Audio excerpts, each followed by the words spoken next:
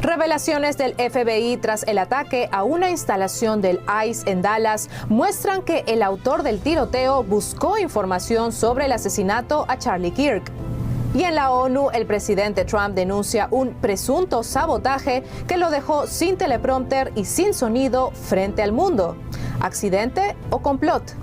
Trump anuncia un acuerdo histórico con TikTok en Estados Unidos, pero ¿realmente quedará fuera del control de China? El día de hoy tenemos una conversación muy especial con un líder hispano de Utah. Quiero que conozcan a Carlos Moreno. Él es concejal del condado de Salt Lake City en Utah y vamos a hablar de muchos temas desde Venezuela hasta el reciente asesinato de Charlie Kirk que sucedió precisamente a 30 minutos de donde Carlos es el consejero. Así que vamos a hablar no solamente de su historia, sino también de cómo está percibiendo actualmente las tendencias políticas en los jóvenes, no solamente de Utah, sino también a nivel nacional. Soy Pachi Valencia y le doy todos los detalles en Desde el Capitolio.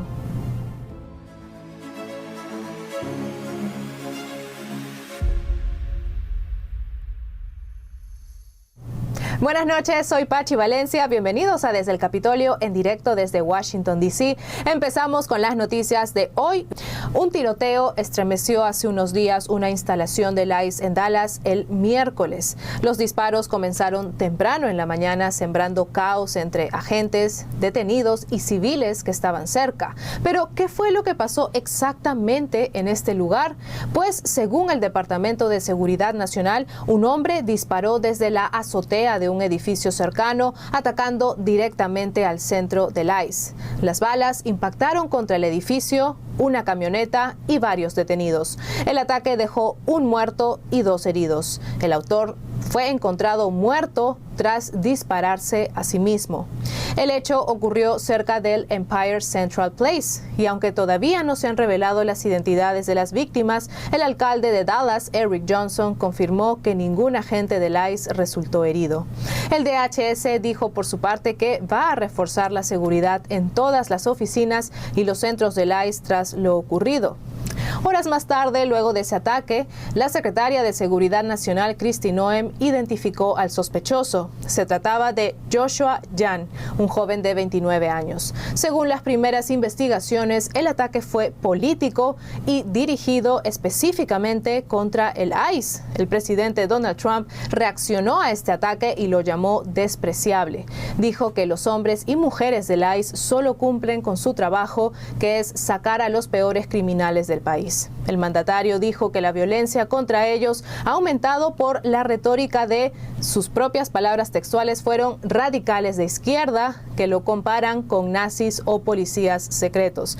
Mientras que la subsecretaria del DHS, Tricia McLaughlin, explicó que este ataque se suma a una lista ya preocupante de amenazas de bomba, autos usados como armas, rocas y cócteles molotov lanzados a agentes e incluso la publicación de datos personales de sus familias por Internet. Por eso dijo que el gobierno va a comenzar de inmediato a aumentar la seguridad en todas las instalaciones. Ahora, el director del FBI, Kash Patel, compartió también una imagen impactante. La foto de una bala sin disparar que se encontró en la escena del crimen con la frase escrita anti-ICE. La agencia también reveló nuevos detalles sobre este atacante que abrió fuego.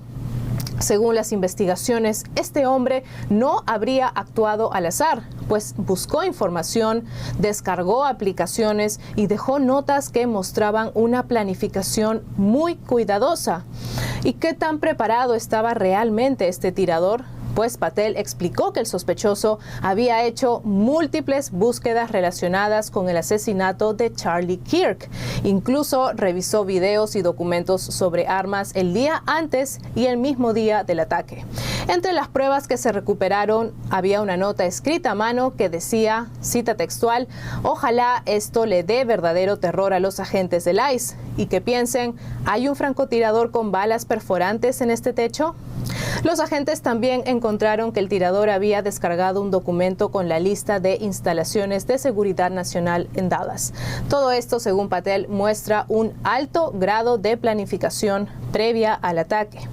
Por su parte, el FBI sigue revisando dispositivos, sigue analizando datos y procesando los escritos que encontraron tanto en la escena del crimen como en la casa del atacante.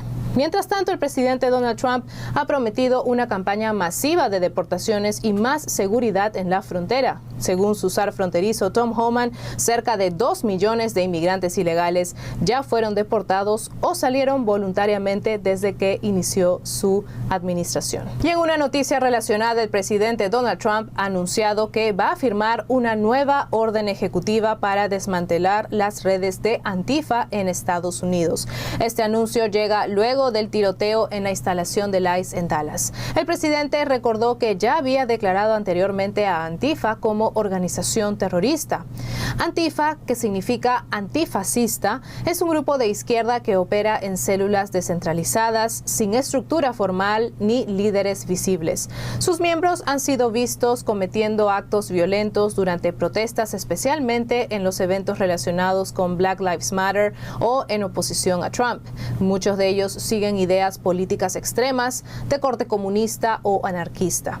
Ya el 22 de septiembre, en una orden ejecutiva, el presidente Trump ya había descrito a Antifa como una empresa militarista y anarquista que llama explícitamente a derrocar al gobierno de Estados Unidos, a las autoridades policiales y a nuestro sistema legal, y que por eso lo declaraba una organización terrorista doméstica.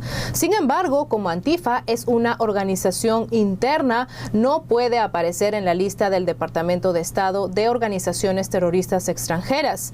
Aún así, durante años ha habido llamados para crear un sistema equivalente para terrorismo doméstico. Sin embargo, esto no avanzó por preocupaciones de la primera enmienda.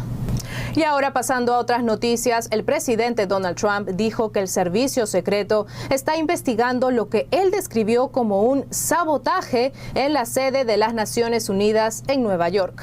Vamos por partes. El presidente Trump había asegurado que durante su visita hubo 3 fallas muy sospechosas: la escalera eléctrica, el teleprompter y el sonido. Según el mandatario, todo eso habría afectado directamente su discurso del día anterior. En un posteo en Truth Social, Trump escribió que esto no había sido coincidencia y que fue un triple sabotaje en la ONU.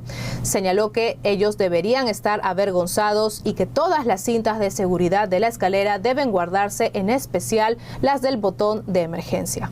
El presidente explicó que la escalera eléctrica en la que subía junto con la primera dama Melania Trump se detuvo de golpe cuando estaban subiendo al piso principal y que casi los hace caer de cara. Dijo que quien lo haya hecho debería ser arrestado.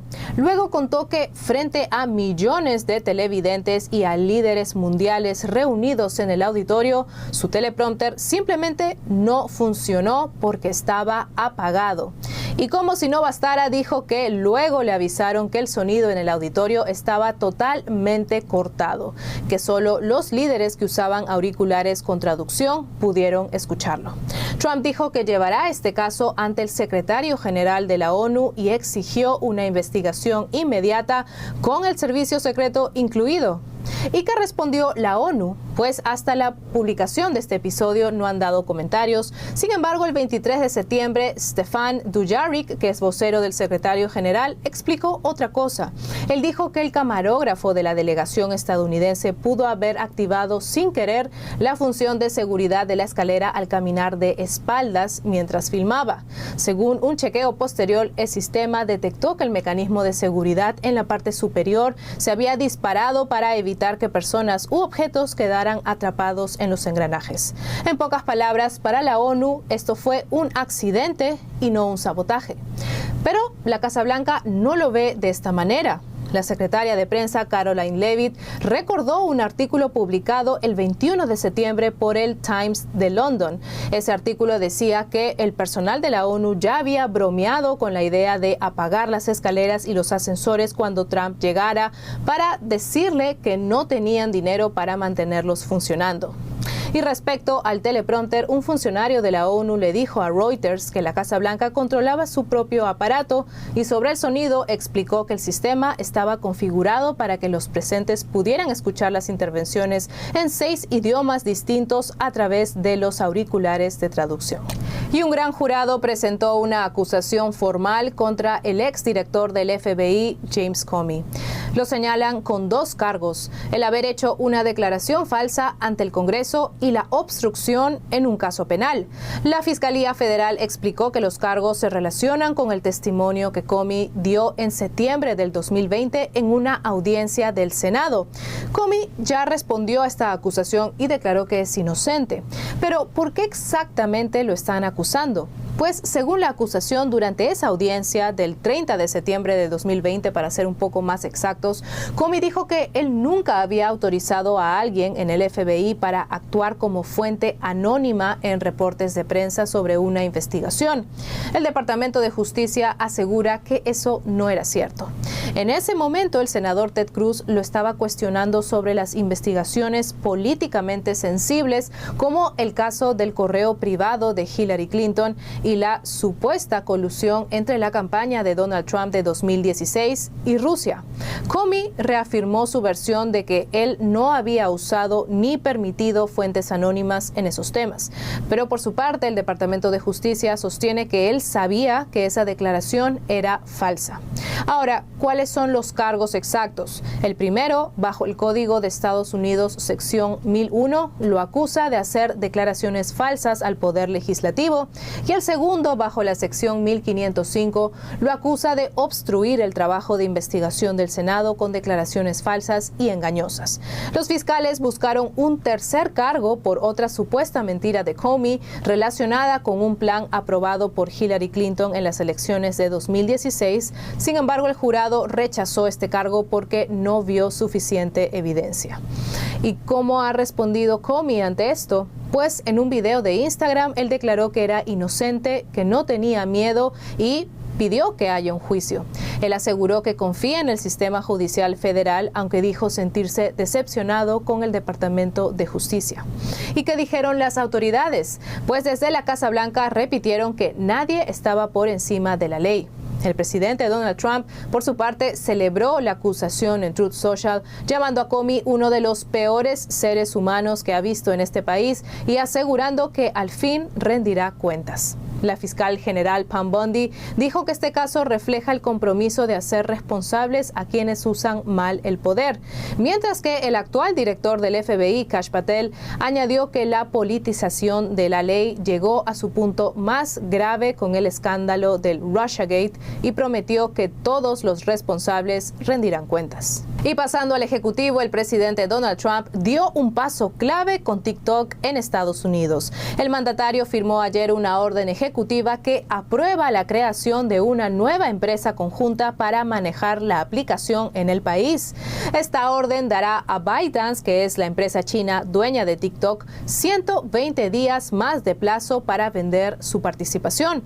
Durante este tiempo, los inversores estadounidenses y ByteDance tendrán que cerrar acuerdos y pasar revisiones regulatorias.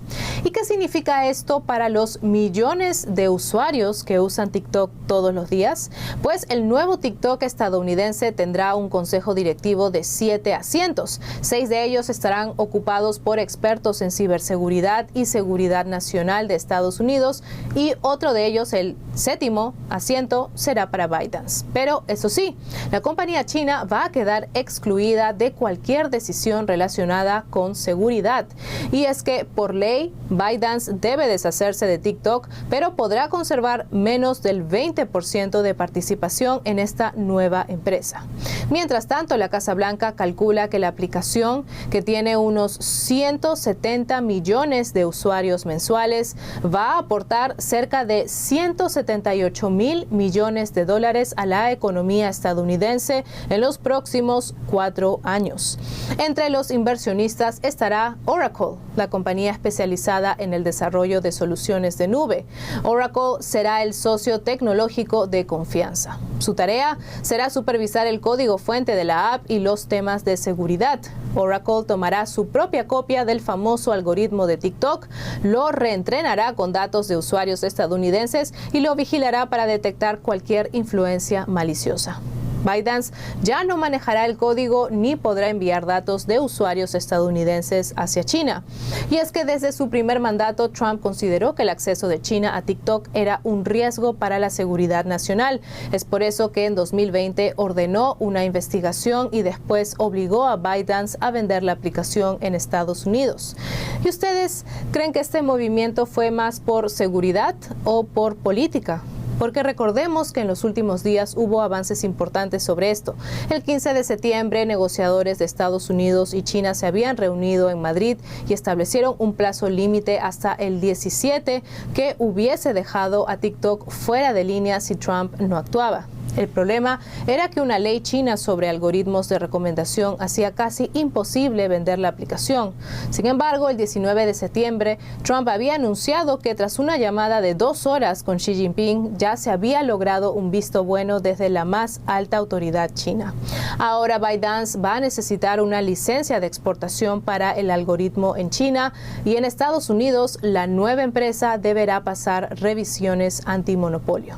Funcionarios estadounidenses habían admitido que sacar este algoritmo del control de ByteDance había sido un punto de negociación muy difícil porque China pedía concesiones comerciales y tecnológicas a cambio, pero el secretario del Tesoro Scott Bessent fue tajante y dijo que ellos no estaban dispuestos a sacrificar la seguridad por una aplicación de redes sociales. Mientras que en el Congreso los críticos de China han dado una aprobación cautelosa. Ellos quieren asegurarse de que este acuerdo final cumpla con la ley aprobada en 2024 que prohíbe a países adversarios controlar aplicaciones con más de 1 millón de usuarios. Pero ahora la pregunta que queda en el aire es, ¿este nuevo TikTok será realmente independiente de China o ByteDance seguirá teniendo la influencia tras bambalinas?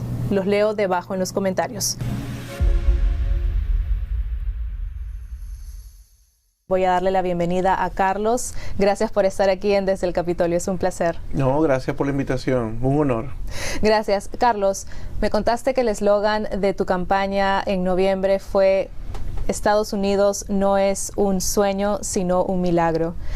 Eso creo que ha resumido un poco la experiencia de vida que tienes porque eres originario de Venezuela. Sí, totalmente. Yo estaba pensando qué podía hacer mi campaña y el eslogan y algo que me definiera y estaba pensando mucho y decía, bueno, este país para mí ha sido un milagro total. Entonces no es un sueño, para mí es un milagro. Y es por eso que pegó mucho el eslogan y América no es un sueño, América es un milagro. Para quienes no lo conocen, cuéntanos qué pasó en Venezuela, por qué te catalogaron como un perseguido político al ser tú un estudiante. En el 2009 yo terminé la escuela de Derecho, decidí venir a Estados Unidos a seguir mejorando mi educación, estudié Ciencias Políticas aquí, estudié Seguridad Nacional y Gerencia en Desastres, pero en ese tiempo, en ese año 2010, 11, 12, 13, los jóvenes venezolanos empezaron a protestar en contra del socialismo y el comunismo en Venezuela.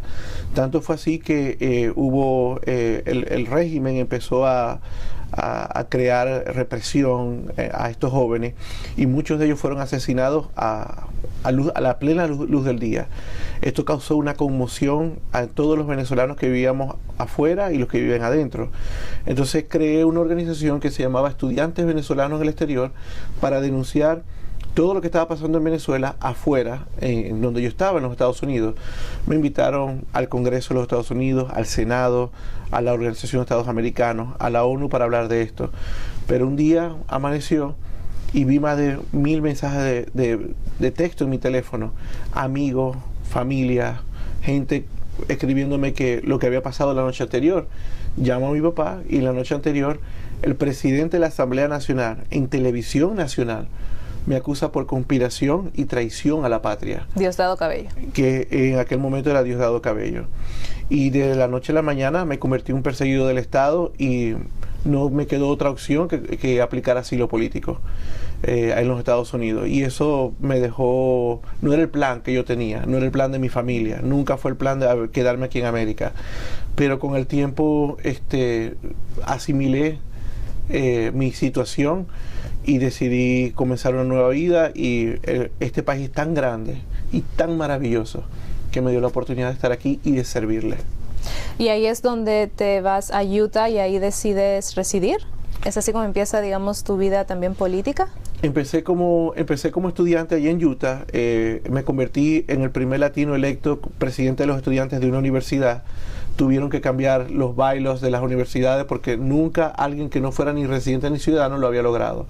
Entonces ahí empecé a ganar liderazgo en la comunidad y con la gente y con los estudiantes y todo, y empecé a entender cómo funcionaba el sistema y cómo podía yo servir a las personas aquí. Yo me gradué de abogado, vengo de una familia de buenos políticos, y dije, bueno, tengo que hacer, si ya estoy aquí, tengo que empezar a hacer política aquí. Y ahí es donde nació mi idea de servir la comunidad y involucrarme más en los partidos políticos americanos. Claro, y ahora desde ya va a ser, ¿cuánto? 10, 11 meses que estás ahora como concejal del condado de Salt Lake City. Quiero que le cuentes a nuestra audiencia qué de especial tiene este condado. El condado es muy especial, es muy diverso, sobre todo mi distrito. Mi distrito es compuesto por 7 ciudades, más otros territorios que tiene el condado, que no pertenecen a ninguna ciudad. De esas 7 ciudades, la mitad son muy americanas y la otra mitad son muy diversas. Hay gente de todas partes del mundo que hacemos vida allí. Entonces le da a mi distrito algo muy especial, que tengo lo mejor de los dos mundos, o de los diferentes mundos. Entonces tenemos un distrito donde, por ejemplo, una ciudad donde el 52% de la población es latina, en una parte de mi distrito. Tengo una ciudad donde la mayoría de la población, el 90%, es anglo o americana. Entonces hay que saber hacer política en todo mi distrito, y eso es lo que lo hace muy diferente. Ahora, en estas últimas semanas, con el reciente asesinato a Charlie Kirk que sucedió a 30 minutos de donde usted es concejal, cuéntenos cómo se vivió ese día. Todavía es una pesadilla para todos nosotros. Es una pesadilla porque Utah es un lugar muy pacífico. Es un lugar donde la gente se siente en casa. Tú llegas a cualquier aeropuerto de Estados Unidos y no vas a encontrar lo que encuentras cuando llegas al aeropuerto de Utah. La gente que vive en Utah no sale nunca de Utah porque le encanta el estado. ¿Por qué te lo digo? Porque es un estado muy tranquilo, es un estado donde tú te sientes parte de algo. Es como una gran familia. Y para nosotros eso fue un golpe durísimo. El estado se conmovió totalmente con lo que pasó. Nunca habíamos tenido una situación similar en el estado. Nunca pensamos que pudiera pasar algo en el estado así. O sea, nunca nos lo imaginamos. Fue algo que derrumbó a toda la comunidad. Tanto fue así que todavía hasta el sol de hoy hay vigilias, oraciones. Nuestro estado es muy creyente. Hay personas con una fe ferviente. Y por eso reaccionó de una manera tan especial, como tener las vigilias, la fe ante una tragedia como esa. ¿Cuál fue la postura de los hispanos que viven en Utah sobre este asesinato? Porque muchos inmigrantes venezolanos como usted saben lo que significa el ataque político, la violencia política, el querer silenciar a voces que solamente abren el debate público, y esa falta de tolerancia. ¿Cómo lo vivieron esos hispanos de su condado? Un déjà vu total, porque muchos de nosotros venimos de países violentos o donde hay regímenes que no permiten tener disidencia o voces diferentes, y fue vivir un déjà vu de lo peor de lo peor de nosotros, ¿no? De estos regímenes que destruyen familias y vidas por pensar diferente. Y yo recuerdo una llamada con mi hermana. Me emociono un poco porque mi hermana me llama y me dice, ¿viste lo que pasó en la universidad? Lo que está pasando. Estábamos todos en desconcierto. Ya había sucedido la tragedia y los dos nos pusimos a llorar por teléfono, porque nadie quiere que alguien tenga un final tan trágico como ese, en especial alguien que lo que hacía era compartir ideas, lo que creía, lo que pensaba, de una manera pacífica. ¿Ustedes ya habían visto alguna tendencia de las universidades, de los centros educativos en Utah, que nos comenta que es un estado ultraconservador? No suele haber ese tipo de violencia de ningún tipo, y más aún ideológica. Sin embargo, me comenta usted que ya habían visto ciertos comportamientos, ciertos grupos que estaban influyendo de manera negativa en estos centros educativos. Totalmente. Lo vengo denunciando desde hace años. Muchos políticos y muchas personas en Utah piensan que lo que estaba diciendo era exagerado, o de pronto que no podía pasar en Utah, pero hay muchos grupos de izquierda que están yendo a las universidades, están creando clubes dentro de las universidades para adoctrinar a nuestros estudiantes con doctrinas de izquierda, y doctrinas que son totalmente contrarias a los valores occidentales o a los valores pacíficos que nosotros vivimos en el estado. Por ejemplo, tenemos un club que se creó en la Universidad de Utah que no sé de dónde sacan el dinero, habría que preguntarles, pero ellos llevan estudiantes de la Universidad de Utah hasta Cuba, los dejan por unos días allá, por un mes, 15 días, y vuelven a la Universidad de Utah. Entonces, me llama mucho la atención porque eso pasó en Venezuela. Eso, el régimen cuando tomó el poder, llevaba estudiantes universitarios de Venezuela a Cuba, y de allá llegaban totalmente cambiados, totalmente diferentes. Entonces, ya casualmente tengo una amiga que se llama Gabriela Pino, ella es cubana, llegó aquí a América ya siendo una adulta, y ella y yo hemos estado trabajando en conjunto para investigar y ver por qué tenemos ese foco creciente y de dónde sacan estos clubes toda esta logística para llevar personas a Cuba por tanto tiempo, y cuál es la razón por qué la traen. Incluso hemos ido a sus reuniones y todo para preguntar, y siempre nos expulsan. ¿Nos da algún ejemplo de qué es lo que se enseña en esos grupos? Lo mismo de siempre, que Cuba está bloqueada, que el socialismo es bueno para América, que los pobres son los malos, que los pobres son los buenos, que los ricos son los malos, y toda esta retórica socialista para simplemente crear fuerza en las bases de ciertos partidos, ¿no? Entonces, estamos muy preocupados por eso, porque hemos visto una creciente ola de socialismo en América y de comunismo que es totalmente contrario a los valores americanos. Incluso cuando te haces americano, en ese proceso de entrevista, sea cual sea, si eres por asilado, si eres por residente, si eres ciudadano, te preguntan: ¿usted pertenece al Partido Comunista o pertenece a algún grupo que promueva valores comunistas? No. Y es raro ver cómo esta doctrina entra a las universidades americanas tan fácilmente. ¿Ha habido un cambio que usted haya podido detectar en los jóvenes de Utah a través de estos últimos años con este adoctrinamiento que se está enseñando en las universidades? Totalmente. Te voy a decir un cambio que yo vi cuando estaba estudiando ciencias políticas. Había un muchacho que vamos a llamar John, y estudiaba conmigo, un muchacho serio, bien inteligente. Estábamos en la clase de ideología política. John siempre compartíamos, es una muy buena persona. Luego que nos vamos, que ya no tenemos más clases, el siguiente semestre llega vestido todo de militar, con una bandera roja y todo totalmente diferente al hombre que yo conocí. Y empezó a conversar con él, y digo: John, ¿cómo está todo? Y él me invita a mí, no sabía quién era, o sea, no habíamos coordinado, pero me invita a mí a formar parte del club socialista de la universidad. Entonces le digo: no, pero ¿cómo me vas a invitar a mí si yo vengo de allá? Eso no sirve, eso no te va a hacer daño, no va a funcionar. Y John se volvió una persona totalmente violenta, y cambió totalmente. Cuando yo fui a ver qué era ese club socialista revolucionario que ellos tenían, y me asombró. Tenían una cámara puesta así, tenían una bandera de Cuba, otra de Venezuela, y un hombre con una barba así que parecía el Che Guevara, que les enseñaba, estaba dando un discurso. Por supuesto no entré, no quería ni que me vieran allí, pero eso está pasando dentro de las universidades americanas, y si nosotros no tomamos no tomamos responsabilidad de lo que está pasando, pronto va a ser muy tarde. Entonces, el socialismo ha sido una ideología política, como todos sabemos, que ha fracasado en todos los sistemas. Y ahorita América está siendo atacada y el ataque va por medio de la educación de nuestros jóvenes. ¿Y cuál cree usted que es la conexión tan rápida que hace esta ideología socialista, comunista con los jóvenes? Porque evidentemente ustedes eran estudiantes de universidad, entonces eran, digamos, un poco más maduros que tal vez un niño o un adolescente, ya eran jóvenes formándose en universidades. ¿Qué es lo que cree usted que conecta tan rápido con gente como su amigo John?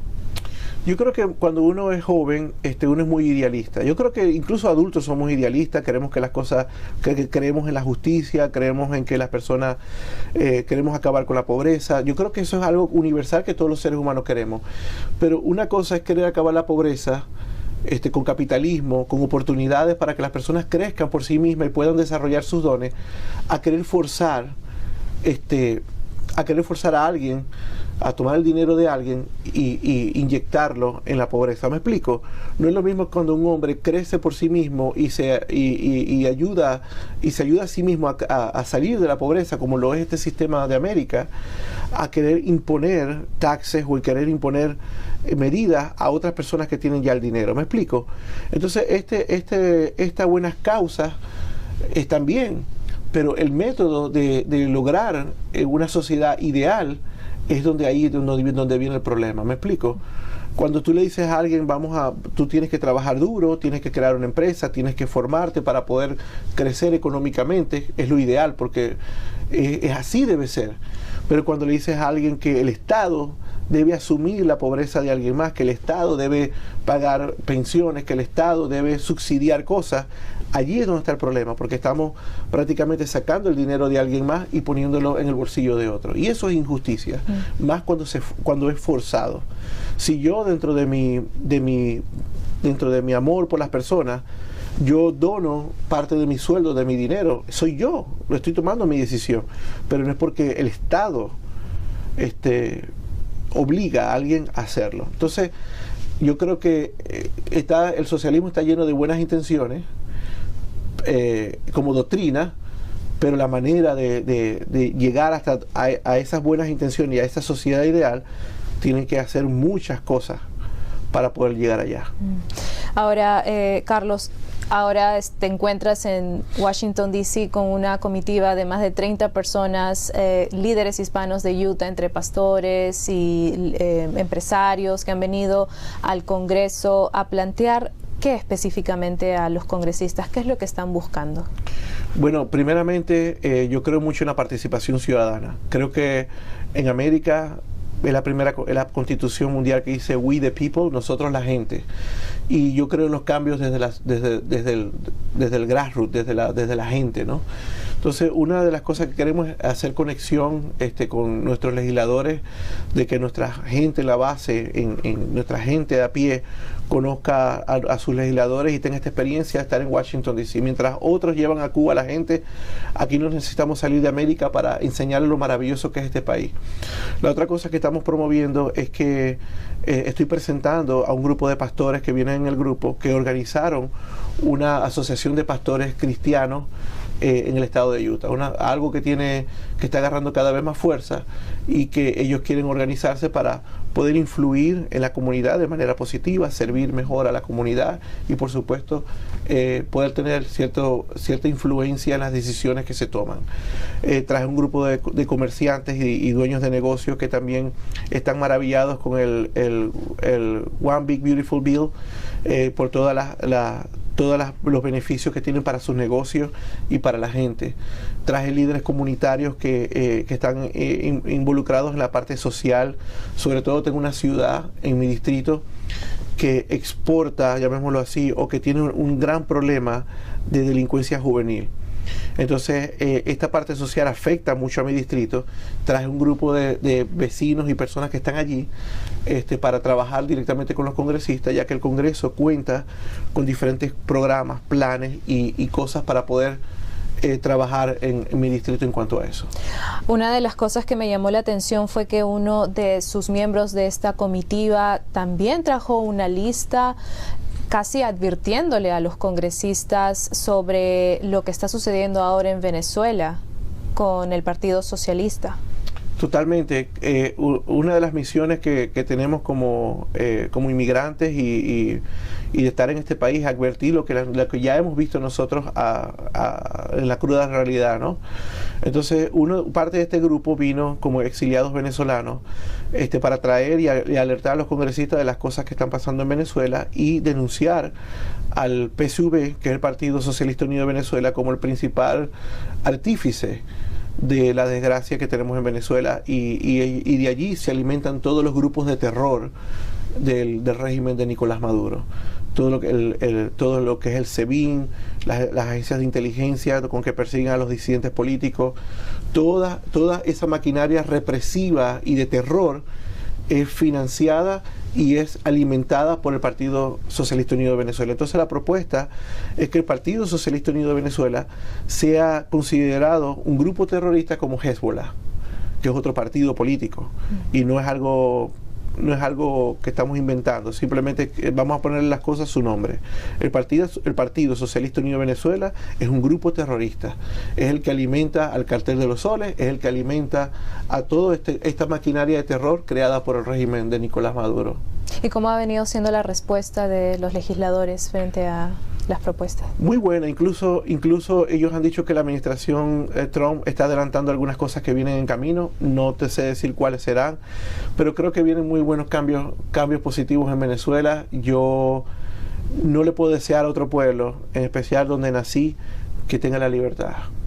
Para cerrar precisamente esta conversación, ¿cómo ven esta nueva administración? Ya no es tan nueva, digamos, pero todavía no lleva ni un año, y tanto el presidente Trump como el secretario de Estado, Marco Rubio, han sido muy firmes con la postura contra el régimen de Nicolás Maduro. ¿Cómo lo ven, cómo lo perciben los exiliados venezolanos, perseguidos políticos como usted? Especial. Yo creo que se está haciendo, por supuesto, para el presidente Trump, su agenda es primero los americanos, mi agenda es primero los americanos, porque este es nuestro país, tenemos que amar y defender a América sobre todas las cosas, pero en especial esto que está pasando en Venezuela está dañando miles de americanos, millones de americanos con el tráfico de droga. El tren de Aragua fue enviado por Nicolás Maduro, y eso es algo público y notorio también. Entonces, ese régimen se ha convertido en un gran detrimento para nosotros como americanos, se ha convertido en algo que está dañando a nuestra sociedad desde muchos puntos de vista. Entonces, algo que hay que combatir. Esto del cartel de los soles enviando toneladas de drogas a América es algo que no se puede permitir, y menos en ningún lado. Entonces, creo que la administración Trump está haciendo un trabajo estupendo en cuanto al tema Venezuela. Esperemos que esto siga adelante y puedan realmente hacer un ataque certero a la cabeza de Nicolás Maduro, que su cabeza tiene un costo, está siendo buscado. 50 millones de dólares. Digamos, la recompensa mayor. Y esperamos que el ejército venezolano o las voces del ejército venezolano puedan realmente tomar la decisión ahora, y no esperemos que realmente sean humillados por el ejército americano o por algún ataque americano, porque están a tiempo de hacerlo y de entregar a Nicolás Maduro y de poner las armas, pero vamos a ver cuánto dura esa resistencia que ellos tienen allí. Bien. Carlos Moreno, concejal del condado de Salt Lake City en Utah, ha sido un gusto tenerlo aquí, gracias. Han sido diversos temas que hemos tocado, pero todos han sido muy importantes para la comunidad hispana. ¿Tiene algún último mensaje para su gente?